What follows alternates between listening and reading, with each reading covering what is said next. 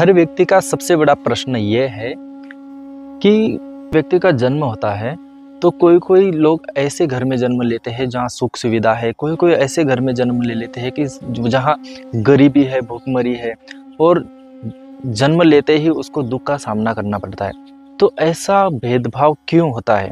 तो ये ऐसा क्यों है? तो इसमें शास्त्र हमारे कहते हैं कि इनका सीधा सीधा संबंध है हमारे मृत्यु से। अब मृत्यु से इसका संबंध कैसा है?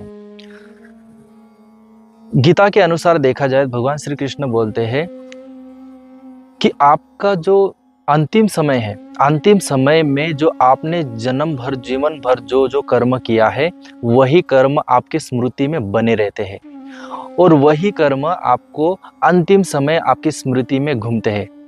माने कि हमारा जो चित्त है वो हमारे कर्मों से बनता है और चित्त में जो संस्कार पड़े हैं वही हमारा अगले जन्म का कारण बनता है। जैसे हम जानवर बनते हैं, मनुष्य का जन्म मिलता है, 84 लाख योनियों में भटकने का एक ही कारण है हमारा पिछले जन्मों का कर्म जो हमने किए हैं, स्मृति में जो हमने इकट्ठा किए हैं, उसी बेस के ऊपर हमें अगला जीवन मिलता है। तो इसको समझने के लिए हम श्रीमद् भगवत पुराण के एक कथा के माध्यम से इसको समझने की कोशिश करेंगे। कथा में आता है राजा भरत। राजा भरत जो थे उनको अचानक से वैराग्य आता है जीवन में और वो सारा राजपाट त्याग कर वह जंगल चले जाते हैं और जंगल जाकर वह एक छोटी सी कुटिया बना लेते हैं और उसमें अपनी ध्यान साधना तपस्या करते हुए जीवन व्यतीत करते हैं। तो उनके जीवन में एक घटना ऐसी घटती है कि एक बार क्या होता है, जब राजा भरत अपनी कुटिया में साधना कर रहे होते हैं तभी देखते हैं कि पास में नदी में एक हिरण शेर की डर से भागती हुई आ रही है और नदी में छलांग मारती है और छलांग मारकर अब वो जो हिरण थी वो गर्भवती थी, उनके पेट में बच्चा था।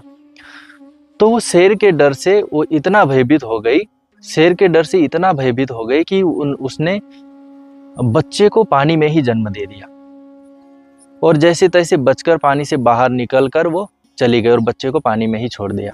तभी राजा भरत देखते हैं कि एक बच्चा पानी में, नवजात बच्चा अभी अभी उसने जन्म लिया है और वह पानी में पड़ा है। तो वह जाकर उस बच्चे को उठाकर अपनी कुटिया में ले आ जाते हैं। तो वो बच्चा तो बहुत छोटा होता है तो वो देखभाल करना शुरू कर देते हैं। छोटा सा बच्चा होता है और उस बच्चे को पता भी नहीं होता कि उसकी माँ कौन है। तो वो बच्चा जो था वो भरत जी को ही अपनी माँ समझ बैठता है। तो उनसे उनका सारा लगाव हो जाता है।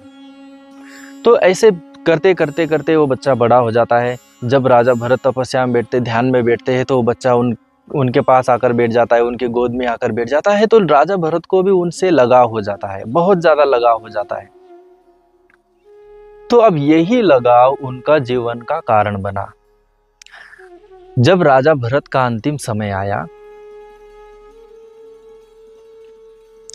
तब उनकी स्मृति में वो जो उस हिरण के बच्चे के प्रति जो मोह था, जो उनका लगाव था, वो उनकी स्मृति में अंत समय घूमने लग गया कि वो उनको लगता था कि इसका मेरे सिवाय कोई नहीं है और वो उनकी स्मृति में बैठ गया। उनके ये जन्म के संस्कार बन गए और यही जन्म के संस्कार, उनकी आसक्ति उनको अगला जन्म हिरण बनने के मजबूर कर देती है।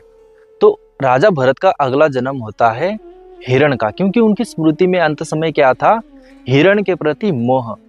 तो इसी तरह हमारे जीवन में ही हम जिस चीज को पकड़ के बैठते हैं, चाहे धन, प्रतिष्ठा, स्त्री, पुत्र, परिवार, इनमें जब हम मोहित हो जाते हैं, ये जब हमारे चित्त में बैठ जाते हैं तो इनके लिए हमें जीवन दूसरा जन्म लेना पड़ता है और जिस हिसाब से हमने कर्म किए हैं उसी हिसाब से हमें अगले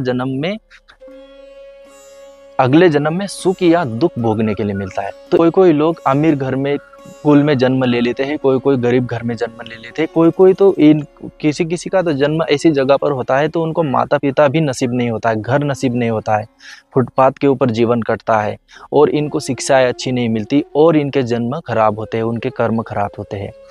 तो यह जो था, ये हमारे जन्म जो अगला जन्म है इसका हमारा सीधा है इस जन्म की मृत्यु। हमारी मृत्यु कैसे घटित होती है, हमारी मृत्यु के समय में हमारा मन कैसा होता है, कि हमारा मन शुद्ध है या विकार से भरा हुआ है या मोह से भरा हुआ है, काम से भरा हुआ है, क्रोध से भरा हुआ है, उसी हिसाब से हमें अगली योनि मिलती है। तो शास्त्र बताते हैं कि तुम्हारा कर्म ही तुम्हारी मृत्यु तय करता है और तुम्हारी मृत्यु ही तुम्हारा अगला जन्म तय करती है। तो ये हम समझे जन्म और मृत्यु का कारण क्या था।